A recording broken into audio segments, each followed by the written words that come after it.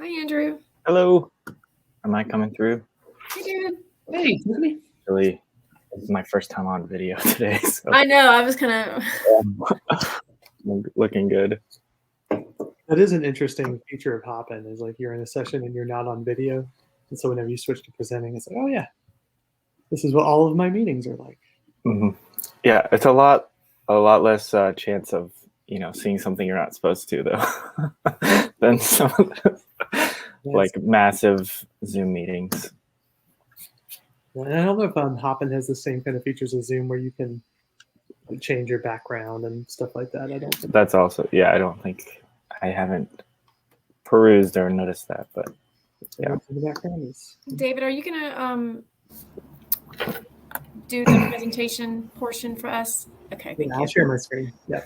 So everybody's slides are good. Thank you. Hi, Katie. How's it going, David? Good. How's school today? Oh, just another day in paradise. It's Friday.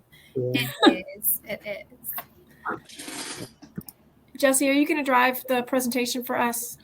I could, although I did it in the last session, I completely lost. I couldn't see anything then. Okay. And I couldn't mute. I lost all my controls. Okay, I will. You have 2 monitors? I do not. Jesse, are you in Safari or Chrome? I'm in Chrome. Okay. Because I was in Safari earlier, and then when I tried to figure out how to share it definitely works better in Chrome. So I don't know if that's. I was able to share it, just once I shared my screen, I couldn't see the Hopin platform anymore. Okay.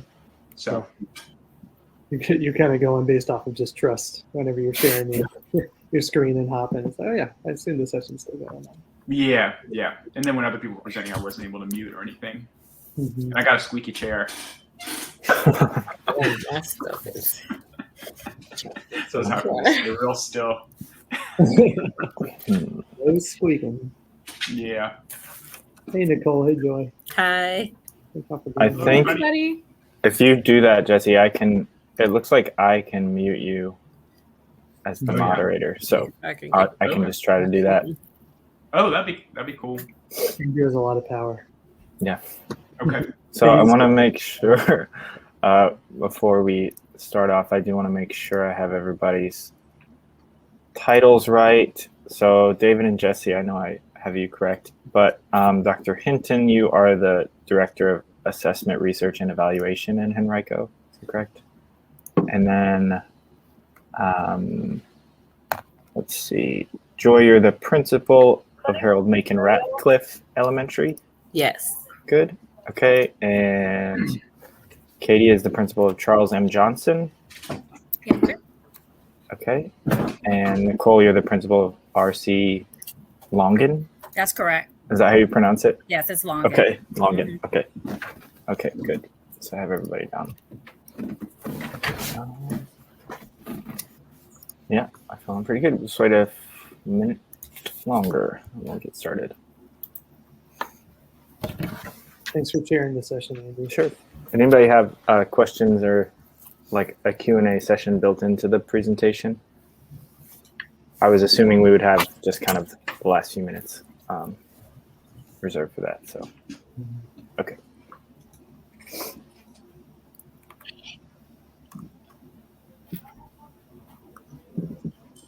And Andrew, you've been on point with the technical support today. Sure. Yeah. Thank you for stepping up. That's great. Appreciate it. Not giving any presentations this year, so I don't have to be pulled in 2 different directions.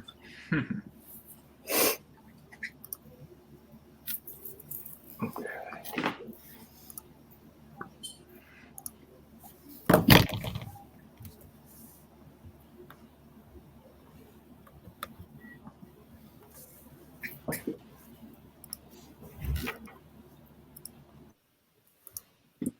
All right. I see a few folks trickling in, so I will give it, a minute or 2 more before I start making introductions.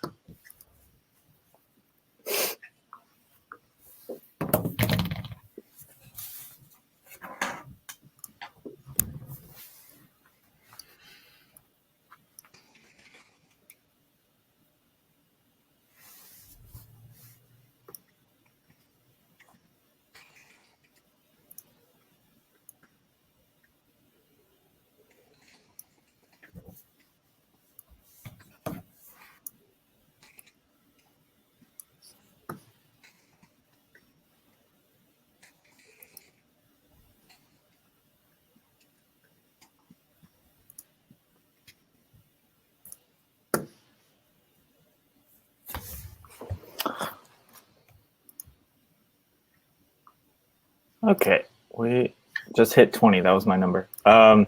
Thanks for joining us here in session 10. This is leveraging researcher-practitioner partnerships for evidence-based decision-making. I'm Andrew Harris, a research and evaluation assistant with Merc, and I'm pleased to be introducing two presentations today on work in which Merc has been involved directly. I'll be monitoring the chat and the presentations as well as moderating the discussion that follows.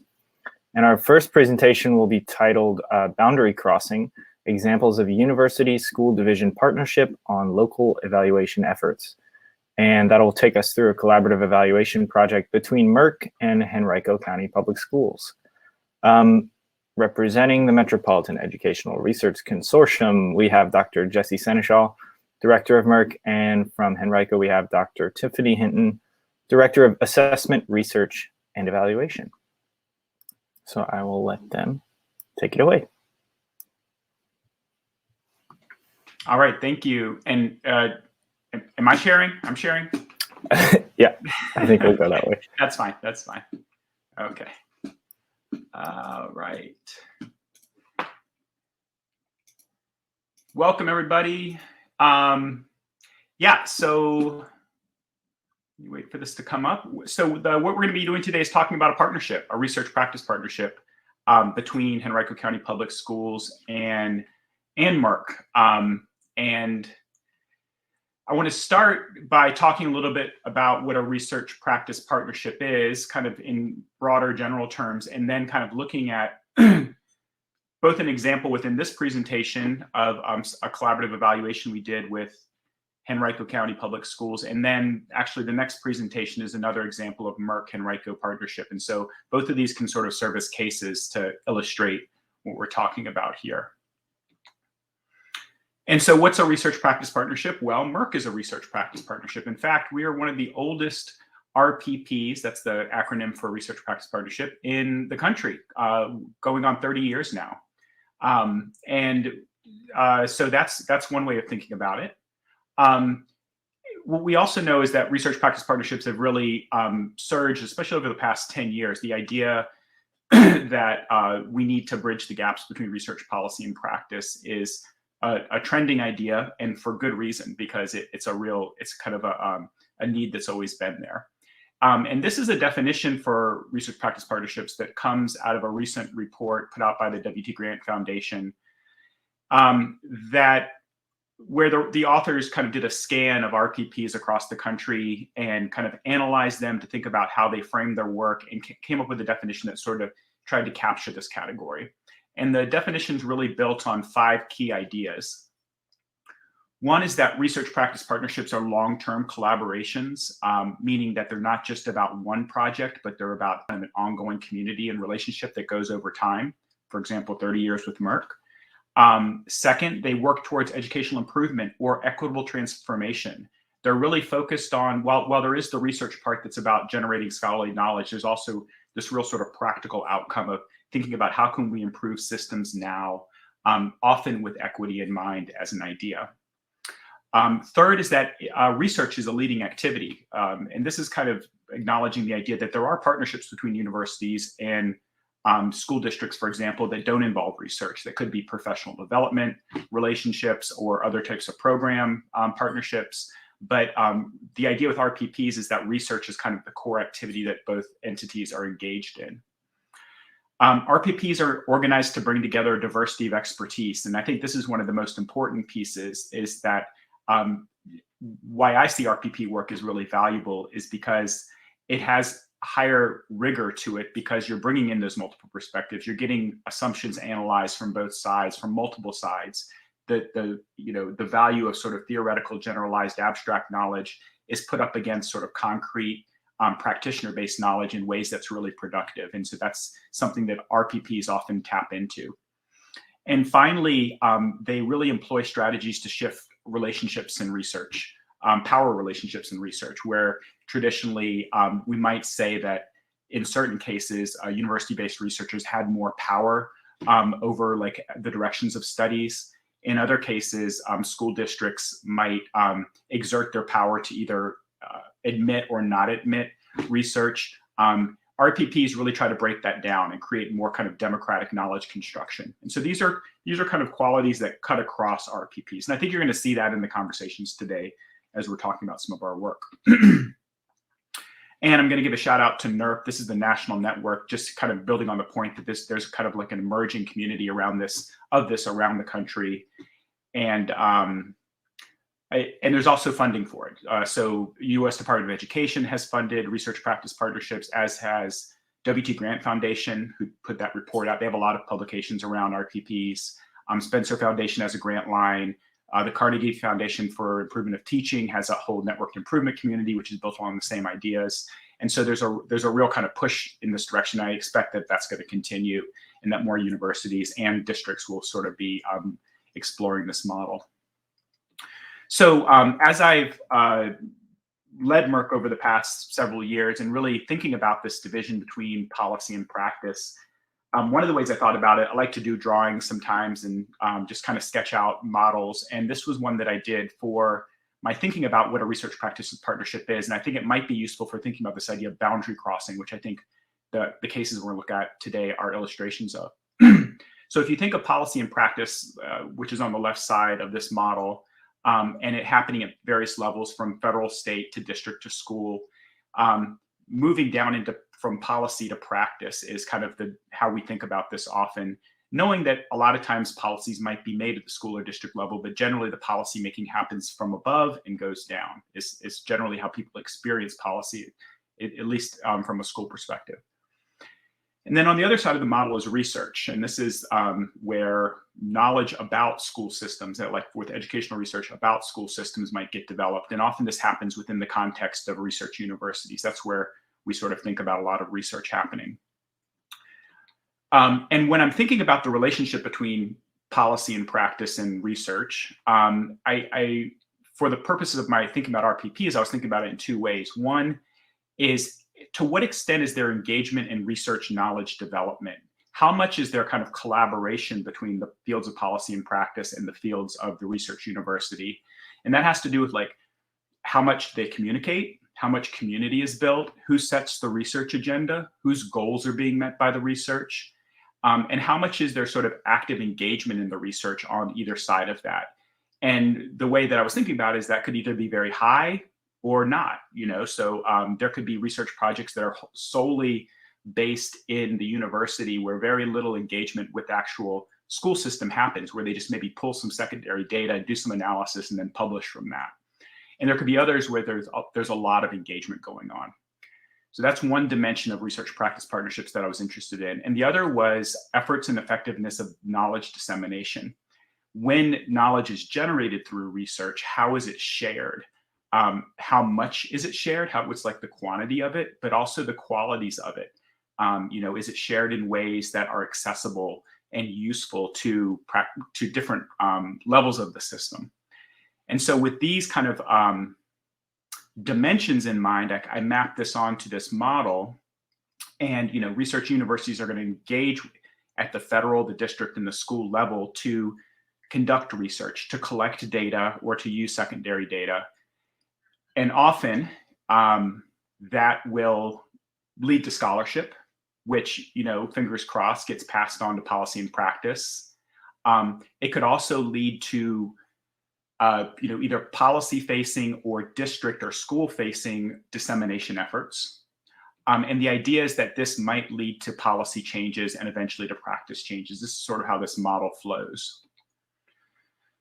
And from that, I was sort of thinking through several different ways that we think about the relationship between research, policy, and practice. And one is just this idea of the academy influence, where research universities publish scholarship, and then that informs policy making and eventually gets down to practice. So actually the line of arrows between research work and practice is kind of convoluted and long. And we're fingers crossed hoping that all works out. And what we know is it often doesn't. And that practitioners don't use research in ways that we would hope they would. Another model is what's called evidence-based policymaking.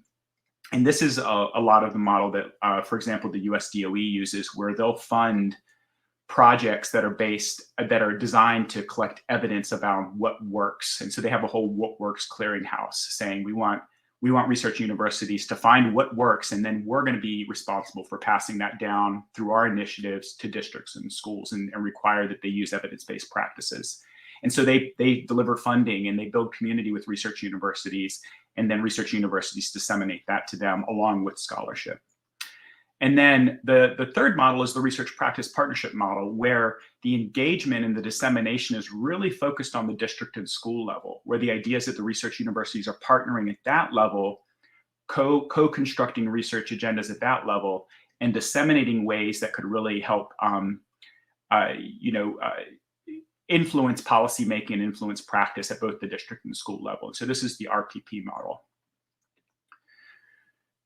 With that, another kind of key idea I want to put forward that was in the title of our presentation is the idea of boundary crossing. And this is from work by the same folks that did the State of the Field RPP work. And they were really talking about this idea that researchers and practitioners working in partnership are engaged in a process of collaboration and exchange that are both messier and potentially more transformative than the one-way translation. So we were thinking about the one-way translation. They were saying it's messier, but also potentially more transformative. And if that's the work that we want to do, then that's where we should be, is in that more messy boundary space. And by joint work, we mean that both district goals for improvement and the aspects of the research are defined and evolved through interaction rather than being planned fully ahead of time, or defined by either researchers or practitioners independently of one another. So this is the idea that we're really building communities, we're crossing boundaries, and these are cultural boundaries. There's cultural boundaries between the culture of universities and the culture of school systems. And those are very different. And there's all sorts of things that you start to see when you do that work. And so the work that we're going to be talking about today, I'm going to pass it off to Tiffany to talk about this Henrico Merc partnership.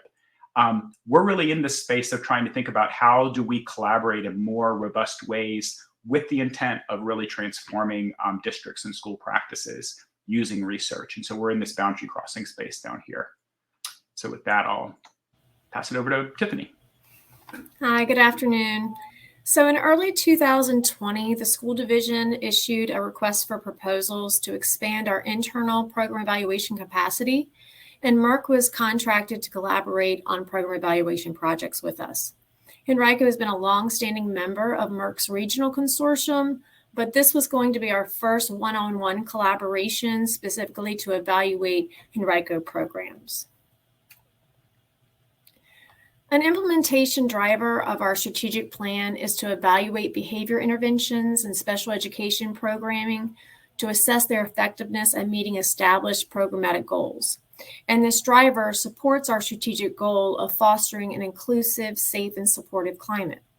And so you can imagine with a driver like that, we have so many programs and practices going on in our schools to support student behavior. So to narrow down those programs and practices, we had to develop a process for selecting a program for the focus of our evaluation. So we developed an internal process, and the first thing that we did was developed an inventory of all of our behavior intervention programs. And we used resource maps that have been developed by our schools through our Virginia Tiered Systems of Support process, and we looked for commonalities of practices and programs being used. In total, we had 21 programs and practices in place to support student behavior.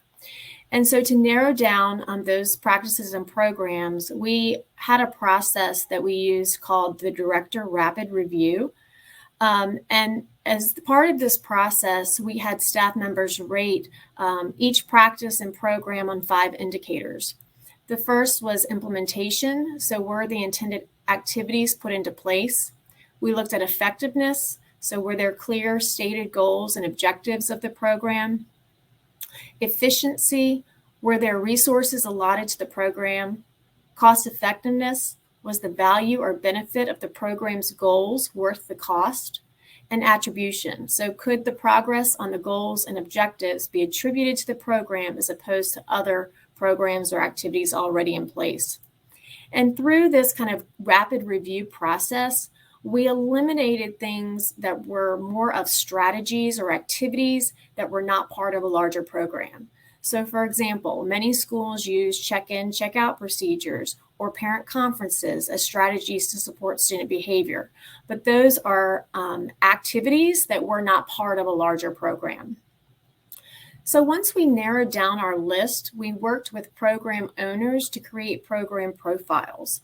And those profiles asked for information related to whether there was a logic model already in place for the program, what the key activities were, what the funding or other resources were that went into program implementation.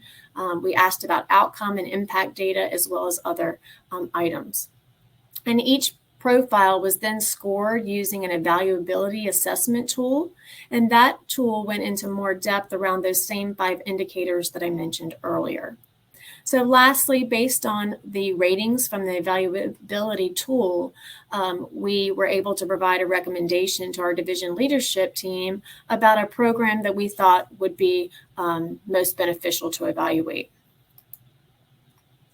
And this next slide just shows you quickly the selection criteria that we used for selecting the program, and it was all based on the Joint Committee on Standards for Educational Evaluation and their definition of a program. And so through the process, we selected our Behavioral Learning Intervention and Support Services program, which we refer to as BLISS. What made this program a strong candidate for our evaluation project is that they already had a logic model in place. They had implementation data as well as outcome data and clearly stated goals. That program supports students with emotional disabilities by equipping each school site with staff to provide direct social skills services, behavioral interventions, and capacity building of teachers and staff within the school community. This BLISS started in 2015-16 in 7 schools, and over that time has expanded to 17 school sites. So the program also had some longevity in terms of its implementation. The program evaluation occurred in 2 phases, and there were 5 broad goals that guided our work, and so you can read those for yourselves. But basically what we were trying to do in the first phase is really looking at best practice examples of the program, really learning about what the program was doing, what data was available, how it was being implemented to support students. And then the second phase of the project was looking at whether those practices were consistently implemented across all school sites. So as I mentioned, there were 2 phases to the evaluation. And during the first phase of the project, we utilized 3 sources of data, including site observations, interviews with BLISS and school staff, as well as students, and a focus group with Division Exceptional Education team. Additionally, a range of program documents were reviewed, including training materials, job descriptions, and the BLISS service guidelines. Findings from phase 1 of our project informed the goals and data collection procedures for phase 2. And during that phase, we used 3 sources of data, including surveys of key stakeholders such as program staff, school administrators, other teachers, and secondary BLISS students. We also conducted parent and guardian interviews, and we conducted analysis of administrative data. So when we reflect on the process that we used kind of as a joint effort between Merc and our internal research and evaluation team, we evaluated that partnership through 5 dimensions. The first was about building trust, and this was really a big step for our program leaders. As you can imagine, when you tell people you want to evaluate a program that they have spent years building, it can be a little daunting. And so we had to spend some time building that trust and talking to them about the benefits of the evaluation and what it could do for them in terms of expanding their capacity and their resources, as well as helping them to refine their practices. Throughout the process, we met frequently every other week with the 2 project teams, and we included the program staff throughout the process. We also allowed the program staff to review data and provide insights all along the way. So while they were not analyzing the data, we would bring data to them and talk about interpreting that information and what the context was in regards to the information that we were seeing. We were also collaborative in terms of reviewing the draft reports prior to any dissemination of the information. So all of the stakeholders involved were able to review and provide feedback on those findings. The second component was conducting rigorous research to inform action. Again, this goes back to having that buy-in from our program staff. They really had to see the benefit of the evaluation so that they could find validity in the commendations and recommendations that were resulting from the evaluation work. We also looked at supporting the school division in achieving our goals. The first step of the partnership was us sharing that program profile with the Merc evaluation team. And then they really dug into that and said, okay, what other questions do we have about this program? And so our first step was sitting down with all of our team members, the evaluation teams on both sides, as well as our program leaders, to find out what we were interested in knowing and narrowing down that focus of the evaluation. And then we developed the evaluation plan based on that input using Merc's expertise in evaluation design to implement the methodology. We also looked at providing knowledge that could be used to inform educational improvement. So each phase resulted in accommodations and recommendations for the program staff to consider, and they were able to immediately implement some of those recommendations after each phase. Others now have a strong basis for receiving additional financial and human resource support for implementation. We looked at building the capacity of both parties to engage in partnership work. For us and our team in Henrico, working with Merc helped us increase the rigor level of the evaluation. It provided expanded resources for evaluation work. If anyone in the audience also is a part of an evaluation team in a school division, you know that sometimes it can be very isolating. You are often one or two people in your school division who do this work. So for us, it was a wonderful partnership to be able to have these ongoing conversations. And then, let's see, I think that, sorry, lost my train of thought. Yep, and that's all on that slide. And so really thinking about the lessons that we learned throughout the process, for us and our team, we really enjoyed the job-embedded professional learning that we got to engage in with the Merc team. Like I said, we met often and talked about best practices and methodology and research design. We were integral partners in terms of data collection. The first phase of the project involved site visits of the buildings, and so we did those as collaborative teams. We also were a part of developing all of the survey instruments and interview tools. But on the flip side of that, another positive for us was that while we were a part of the process, we were not a part of the analysis of the data. So that allowed the Merc team to present us objective data and their objective recommendations for program improvement. However, as I said, all along the way, we were able to engage in member checking, having conversations about what the data means and why it may be presenting itself that way.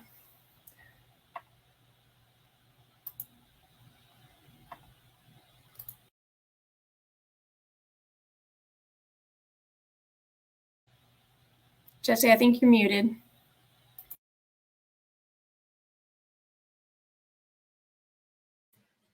I'm gonna unmute Jesse. Hang on.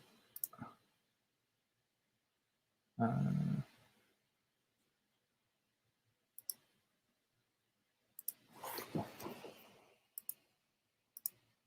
do I unmute for everyone?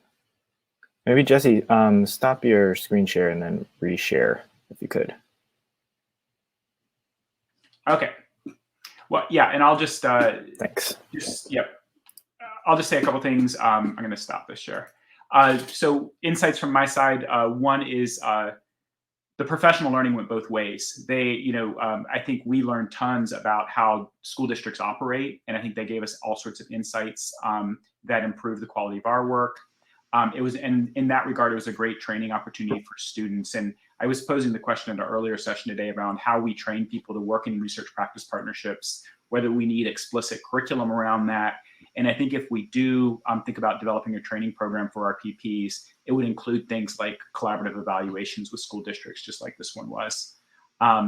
It was, I think the study was, our evaluation work was better from working with the team. I think, again, the multiple perspectives coming in made it much stronger, and I had more confidence in the findings.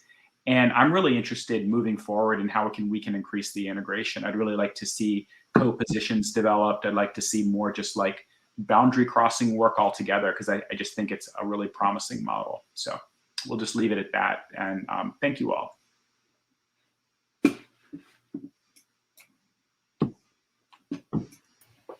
Okay, thank you, Dr. Senechal and Dr. Hinton. Our second presentation again focuses on a partnership between Merc and Henrico County Public Schools in data-driven decision-making using stakeholder survey dashboards to inform school and division-level policy and practice in Henrico. We're going to hear about how school and division-level leaders in Henrico have used tools developed by Merc to synthesize data for their annual stakeholder survey, And by now, you'll all recognize Dr. David Naff, Associate Director of Merc, as well as Dr. Hinton will be sharing again from Henrico, and her colleagues Joy Reed, Principal of Harold Macon Ratcliffe Elementary, Katie Taylor, Principal of Charles M. Johnson Elementary, and Nicole Henderson, Principal of R.C. Longin Elementary. So I will let them take the stage.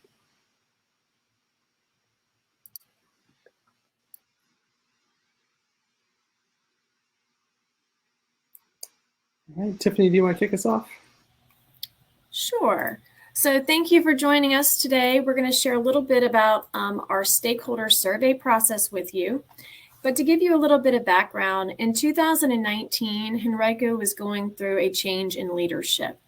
It was interesting because the prior year, we had just updated our strategic plan through 2025. But when our new superintendent came in, she engaged in listening tours throughout the county. And so she talked with a variety of stakeholders, staff, families, parents, students, about what was working well in Henrico and what needed improvement. And from those listening tours, Amy's Passport was created. And those were 2 guiding documents that outlined our long-range plans for the school division. Both documents called for the implementation of annual school climate surveys of students, staff, and families. So fast forward to 2019-20, we reconvened our strategic planning steering committee to merge the priorities of our new superintendent, so the information that was laid out originally in Amy's Passport, into the division strategic plan, leaving us with one comprehensive guiding document. Our strategic plan includes 4 cornerstones of safety and wellness, academic growth, equity and opportunity, and relationships. And the cornerstones represent the foundation on which Henrico's long-range planning is based. The plan also includes 6 strategic goals, each with an equity focus. The goals are supported by implementation drivers, which are our short-term focused action steps that will be undertaken to achieve the strategic longer-term goals. And lastly, the progress of each goal is measured through key performance metrics. So in the example to the right, you can see that the Henrico survey results in one way are used to monitor the progress towards our goal of recruitment and retention of teachers. The Henrico survey is an important component of our continuous improvement process at the division level as well as the school levels. So to help us to develop and implement the surveys, we partnered with Merc, and they work with us to develop survey items specifically aligned with our strategic plan drivers and to administer and analyze our survey results. The surveys are administered annually in March of each year to students in grades 5 through 12, families, and staff. The survey for families is available in 6 languages, and new this year, we embedded audio into both the English and Spanish online surveys to provide families with additional assistance. The surveys are communicated through a variety of platforms, including our website, social media, principal emails, flyers, newsletters, as well as survey emails. So we really put a lot of effort in terms of making sure that we had good representation in our data from all of our stakeholders. Thanks, Tiffany. And we were really thrilled to partner with Henrico in this effort. And one of the things that stood out to us as we were reviewing the strategic plan in preparation for designing the survey was how clear everything was. Everything was really well sort of laid out by these 4 cornerstones of safety and wellness, academic growth, equity and opportunity, and relationships. And so if you have a very clearly laid out strategic plan, we wanted to make sure that we presented the data from the survey in a way that was equally engaging and accessible. And so our question that was guiding us was, how can we share what we learn from our survey to promote data-driven decision-making at the school and division level? Because we didn't want to just put out a report that nobody was going to use, right? We wanted to make sure that this was actively informing decision-making moving forward. And so we did this in 2 ways. There was a division-level public-facing report that was put out on the Henrico County Public Schools website.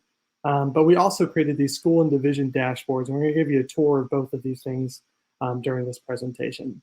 So first of all, this division level report, we wanted to make sure that we put together a report that was visually something that really was easy to navigate. So this is just a quick tour of what's in here. It goes through each of the different cornerstones, shows what the item means were for everybody and the percentage of agreement and disagreement. You can see the parents, students, and staff for all of these different criteria or these different cornerstones. So you can actually make these direct comparisons. And then by the time we actually get to the end of this, once we get to the relationships aspect of it, you could also see the highest and lowest scoring items for each of these different categories, for students, for parents, and for staff. And for each of these, you could also see the amount of change that there was from the previous administration.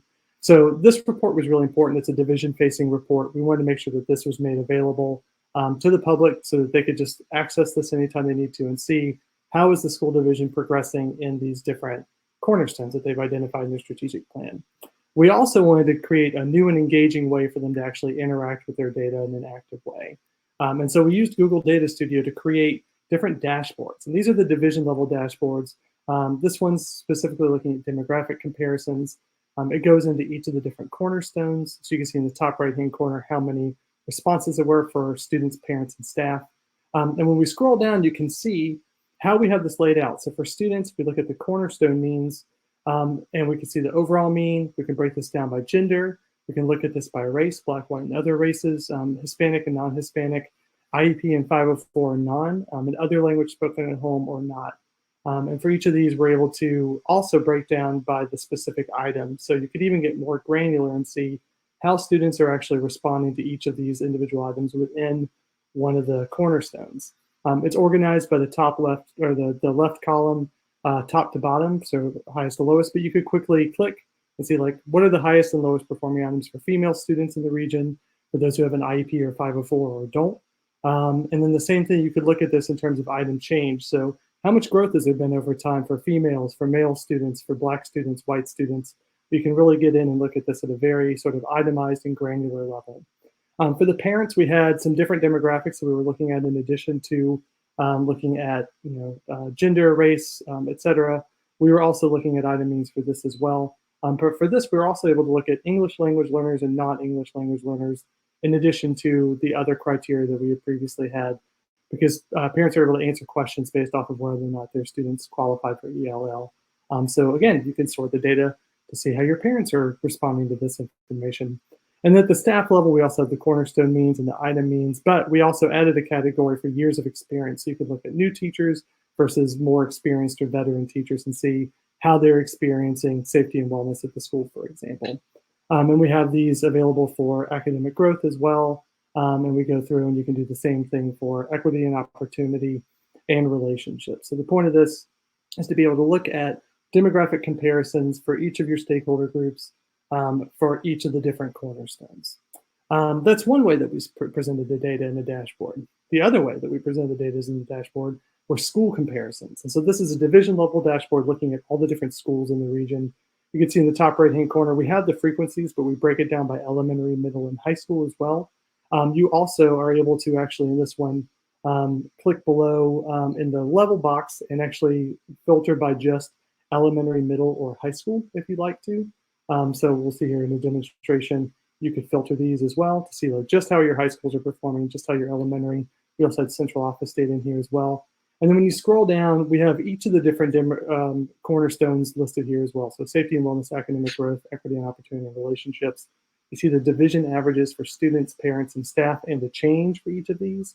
And what's neat about this dashboard is for each of the different stakeholder groups, you can see the school averages for each of the cornerstones. And you can actually, the division folks are able to actually do a rank order to take a look at like what schools are sort of doing the best, or what schools could use the most support. So you could actually offer some targeted supports accordingly at the school level. The second page of this gives a link or a series of links to school level dashboards. And this is what our principals that are on the call today are going to be able to share some information about. Each of the schools in Henrico County got their own dashboard that they could use the data and present it as they see fit. And we're going to see some examples of that. But this is what a school dashboard looks like. So all principals got access to this. This is example elementary, by the way. This is all made up data. So none of this is actually real. But it's broken down by the different stakeholder groups. So this is the student tab, but there's also one for parents. There's one for staff as well. And then the final page of this also gives a comparison across the different stakeholder groups. But we'll go back to the student page just to give you a quick tour of it. For each of these, you can see the total number of responses, some information about what change means.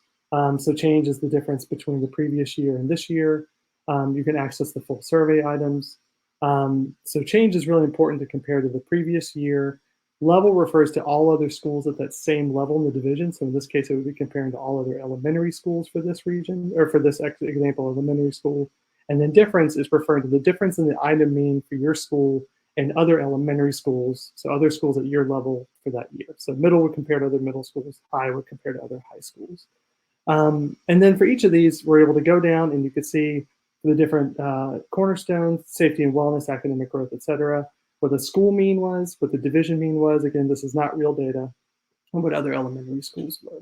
And you can see what the changes were for each of these as well. And the way that this is set up is it's automatically sorted by the left column for the items, so the highest and lowest scoring items.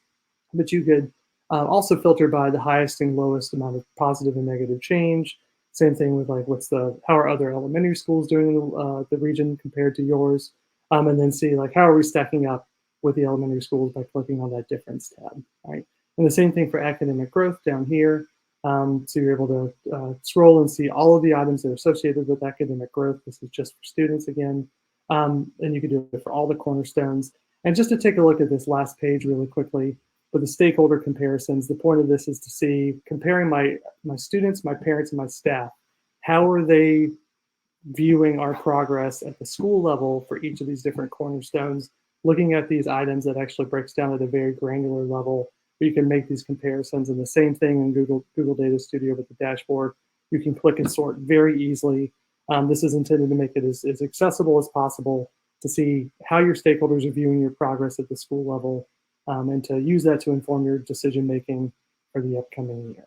And you can even use this, we know this is the case for decision making during the year as well. So these school and division dashboards, the whole point of these is for data-driven decision making, so that the division and the schools within Henrico County can see how they're progressing on these cornerstones that they identify as important in their strategic plan. And to give some examples of what this looks like, we have 3 wonderful principals from Henrico who are going to reflect on how they actually use this data in their work, starting with Katie Taylor. Good afternoon, everyone. Thank you, David.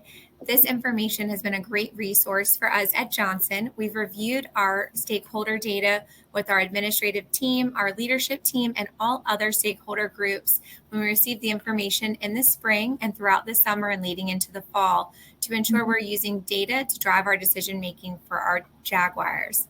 As a first-year principal at Johnson, this was a great resource to really know where our school is in our community and to support our understanding of our stakeholder needs. One area of focus for us was our social emotional support for our students. When we analyzed the data, we determined this was a great area of focus.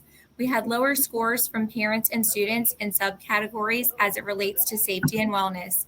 And in turn, we have increased our focus with our daily class meetings in addition to our school-wide community building throughout not only the month of September, but for the remainder of the school year with the use of Harmony. In addition, we modeled Harmony activities and community building with our staff. We started that in August and we'll continue to do that throughout the school year. So we're modeling for our staff the same that we expect for our students.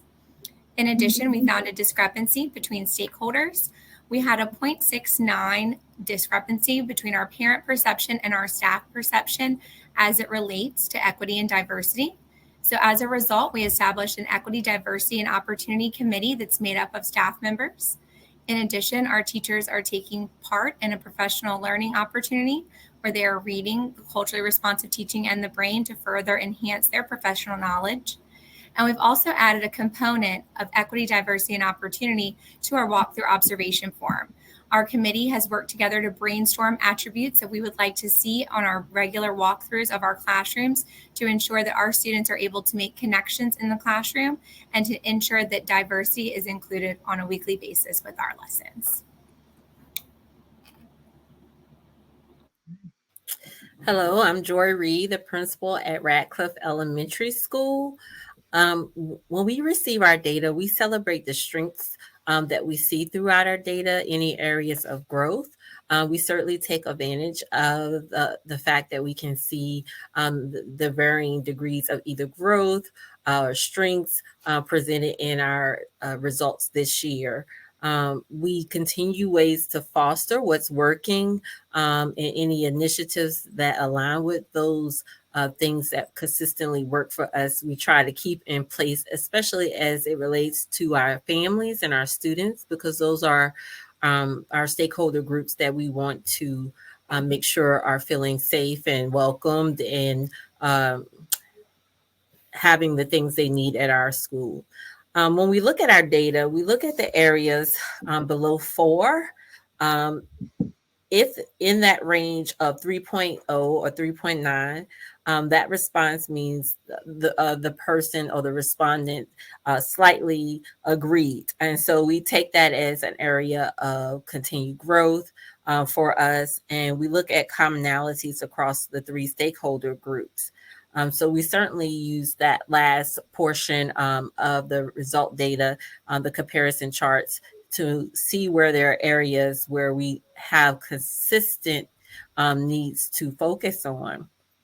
For us this year, safety and wellness, addressing bullying, and then also drug and alcohol education is not addressed at this level, but certainly maybe there are those topics developmentally appropriate and age appropriate we could address in a way suitable for our students, since that was the response from across the board for all stakeholders.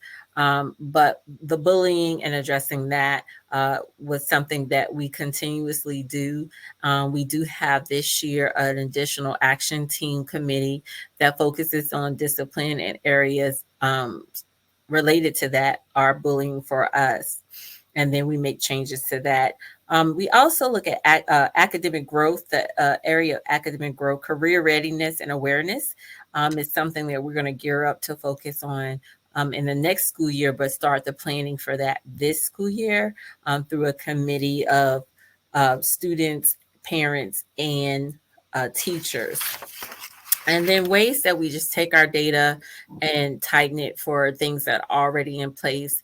This year, we have a student advisory committee to the principal, which will help me focus on hearing the student voices and implementing the things that are areas of concern for them, and include them more in the student making decisions through working with their counselors and lessons, having a variety of events, and doing things that align with both the survey and what the students are in need of to be successful here. And we do an end of the year survey to see how those things are going and next steps for the next school year. Same with families. We present them with the data, usually at back to school night, and we receive overall feedback from them to align anything that we either have in place or need to put in place, and we make those changes. And we hear their voices as well through family talks with them and any principal groups and then other groups through our Title I programming.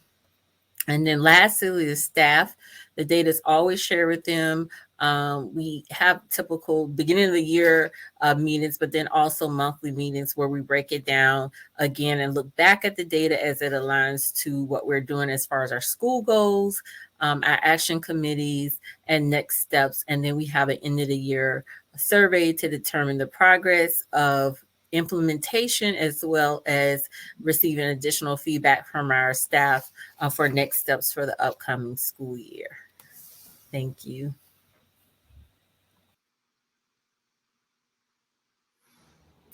Good afternoon, everyone. I'm going to present to you a bit of an overview of the process in which we've used this data. Our students have come back from very unconventional schooling over the last year and a half, and it was really important that we looked at their hierarchy of needs. Most often that achievement has come before that sense of belonging. So we framed a lot of this data in Cobb and Crown Apple's work with building a culture of belonging and dignity. So we decided in our school quality process to really focus in on what the students were saying. So you will notice on this slide that this is our survey data, our student survey data. Our staff, our families, and our students were all surveyed. We decided to take a look at what students were saying. And on that scale from 4 to 6 with students, feeling as if they slightly agree to completely agree. What you see on the slide is where our school sort of placed compared to the division. We're pretty solid within having getting really strong positive feedback with our students. But we did pull out some components within each one of those cornerstones that score slightly or significantly below what our school average did. You will notice in our safety and wellness, academic growth, equity and opportunity and relationships, we pulled out what students are saying about they talk about understanding their feelings. They're interested in more opportunities for deeper learning, learning about other cultures, and feeling as if they want to fit in with the school, even though they slightly agree is slightly below our school average and the county average. So we really wanted to focus in on what they were saying as we're structuring our school quality process. You'll see that on the next slide. So that their voices helped us structure out our 4 foundational school quality cornerstones, being data-driven instruction, engagement, equity, diversity, and opportunity, and social emotional learning. Our county cornerstones fit very nicely within all of those, with engagement hitting on all 4 cornerstones. Equity and diversity, we have a very not only ethnically and racially diverse school, we also have economically diverse school. So it's really important that we structure it in on what our teachers and our families all align perceive to be one of our strengths. Again, building that sense of belonging on that hierarchy of needs. I know that all schools are experiencing really push for social emotional learning as students feel as they are reacclimated into the school environment. So we use our 4 foundational school quality cornerstones, aligned them with our county cornerstones, and we came up with some very actionable, pointed, not necessarily initiatives, but steps that we can use to support our students that you'll see on the next slide.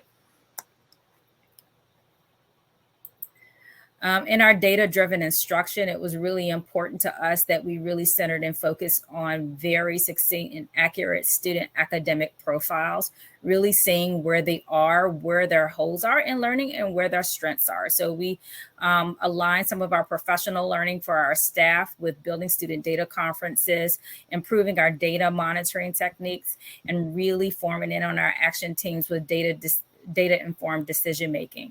Engagement, I was really heartened to hear in a previous presentation in Petersburg that they're aligning their CTE programs with elementary, because we are doing that work here at RC Longan. We are looking at choosing some of our 17 career clusters and aligning them already with standards in K-5. to really hit on their standards and then draw in diverse books to support those standards and giving them real life actionable experiences in those 17 career clusters to engage them into something that they can really get their hands on and see how it fits within their own world. They're trying to understand themselves as it fits into their environment. So we really wanted to align the being enlisted, enrolled, or what am I missing? Oh my gosh, it left me for a second. But we really want them to be really focused in on what that looks like for them.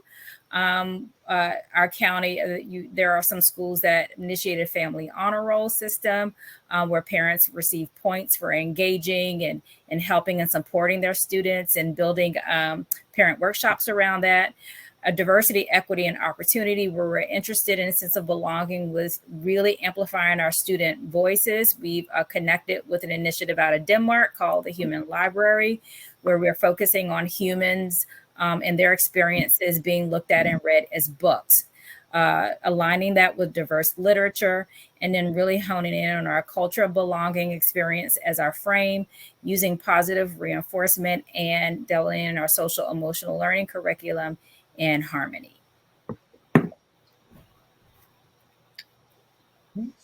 Here's all of our contact information if you'd like to get in touch about what this experience has been like for us, or just sort of if it's helpful for us to share additional resources related to this stakeholder survey effort.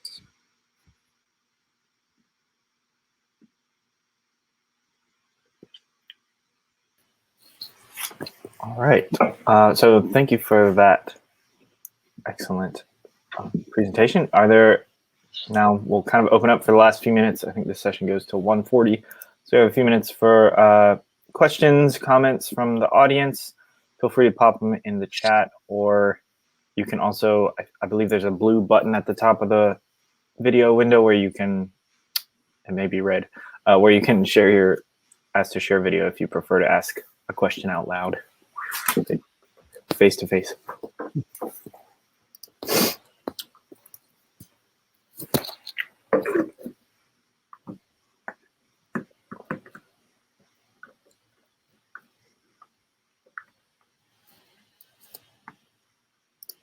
While people are thinking of their questions, I just want to share really quick. I want to thank Nicole, Joy, and Katie for sharing how you're using this data from the dashboards at the school level. I kind of got goosebumps as you were talking, because it's so exciting to see this effort actually getting used in schools. So love seeing stories like this, because I think research practice partnerships are really poised to make an impact in the community here in Richmond, and glad to see that that's happening. Yeah, and along those lines, I was going to kind of build off that idea and just ask Katie, Nicole, and Joy, and Tiffany. School systems have been doing survey work with stakeholders for a long time. How has this work been different? And from Tiffany's perspective, how has the process, impacted its use value to the district? So I'll just speak generally. So we did stakeholder surveys a couple years prior to establishing the partnership with Merc. And then kind of that practice faded for a few years. For us, I think that the benefit has been, typically, if you're looking for a school climate survey, you're going to get an off-the-shelf product that may not be aligned to your division's specific needs.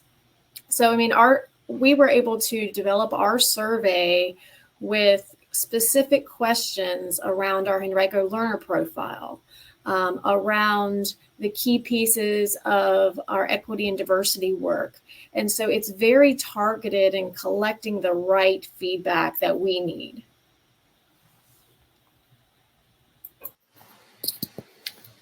There's another question in the chat from Rebecca.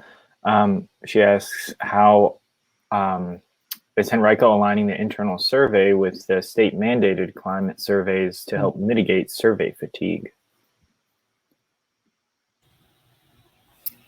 We do look at some of that overlap.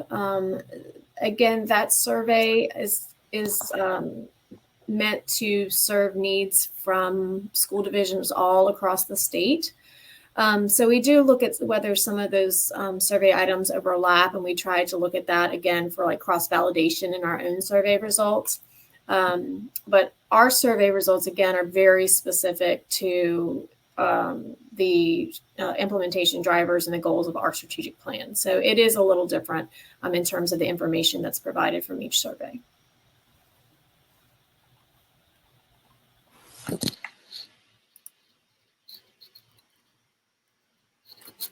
And I was kind of curious about the way that dashboard is perceived from a parent perspective, if there were any like standout responses from parents you got to sharing that information with parents, because I think it can be a little bit overwhelming with all that data. So just helping, what was your strategy in, I guess, helping the parents and other stakeholders like navigate through that? No. Are you talking to the principals? I think so, yeah. Kind of like that. Yeah. I just, over the years, I tried to not present the whole dashboard. I sort of summarized things from the standpoint of possibly giving maybe 3 of the highest scores and then 3 of the lower for each grouping, to kind of give them an idea of the positive and things that we need to work on so it doesn't come across all negative. Also, solution-based. So it's what we're going to do versus leaving it sort of like, here's some data and here's some things that we need to work on, pointing them to the things, this is why this worked and this is probably why our scores are higher in this area.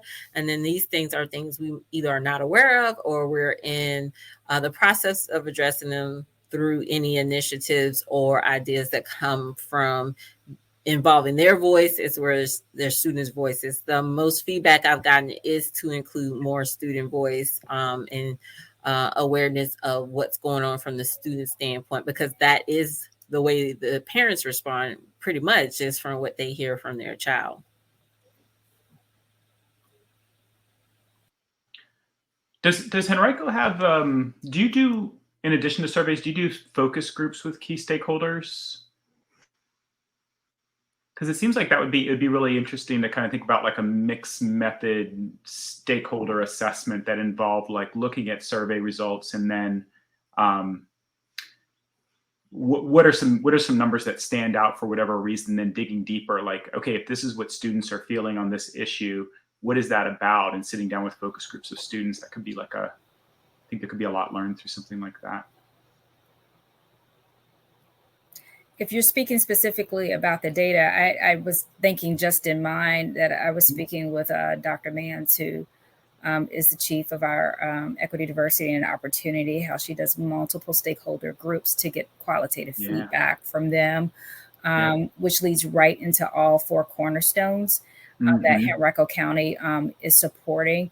I know that feedback has been invaluable driver or process of some of the initiatives that I know that the division has taken on.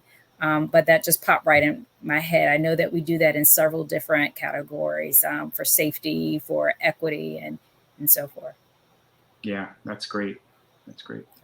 What pops into my head, maybe you can speak to this, Ms. Reed, is you said you had a student principal council, and the idea of that as sort of almost a standing focus group sounds like it could be really valuable and something similar that could be established, with parents too. Yeah, prior to the pandemic and being out, we had a group of students that would meet with me, and then they helped me actually create a survey, and we sent out a survey to their peers, and then we discussed that information.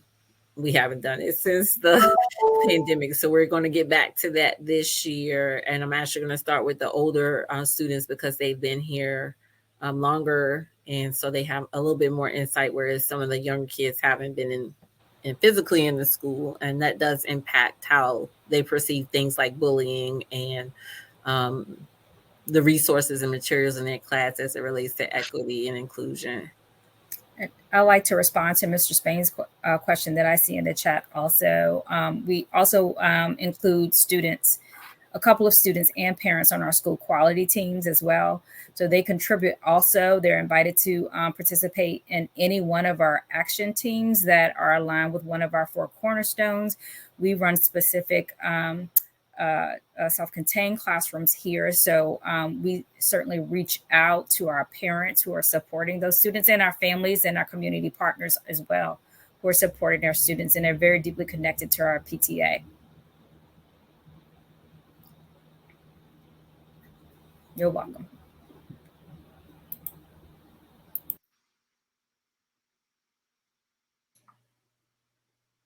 I think you might be muted. You're muted, Andrew. Okay, I wanted to just point out that we went a minute or two over, so give everyone a chance to go to the bathroom and get a cup of coffee if they need to. But thank you so much to our presenters, in particular from Henrico, for taking time out of your busy school days. And we will see you all around.